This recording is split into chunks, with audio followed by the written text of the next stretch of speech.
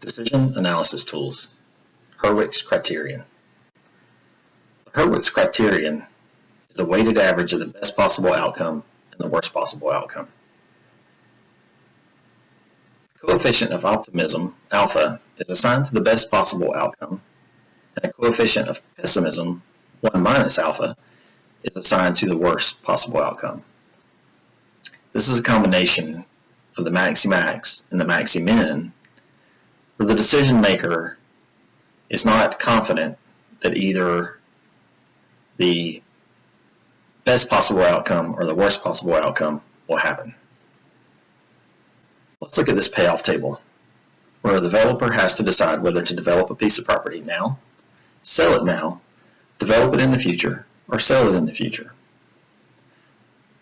The decision maker has to assign a coefficient of optimism to the best possible outcome, and in this case, the alpha is 0.35.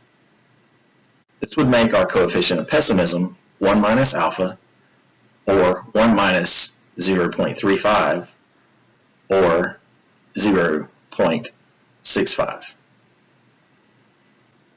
What the decision maker has to do now is to calculate the expected value of each decision using the coefficients of optimism and the coefficients of pessimism. So we're going to take the develop now, and we're going to assign the coefficient of optimism of 0.35 to the $1 million.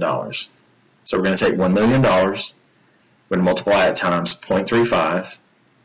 We're going to take the coefficient of pessimism and multiply it times the lowest possible outcome, which is $300,000. We are going to add those together and get an expected value of $545,000. Next, we're going to take the sell now. The sell now option doesn't really have a best possible outcome and a worst possible outcome. It just has an outcome. Because if we decide to sell now, no matter what the state of nature is in the future, our outcome is going to be $450,000. So we're going to take the $450,000, multiply it times 0.35. We're going to add that to the $450,000 times the 0.65, and we're going to get an expected value of $450,000. Let's look at the development in the future. The best possible outcome is $1,250,000. We're going to multiply that times the coefficient of optimism of 0.35. Then we're going to add the worst possible outcome, which is $250,000, times the coefficient of pessimism, which is 0.65. We're going to get a result of $600,000. So our expected value for development in the future is $600,000. If we sell in the future, or if the developer sells in the future, the best possible outcome is $550,000.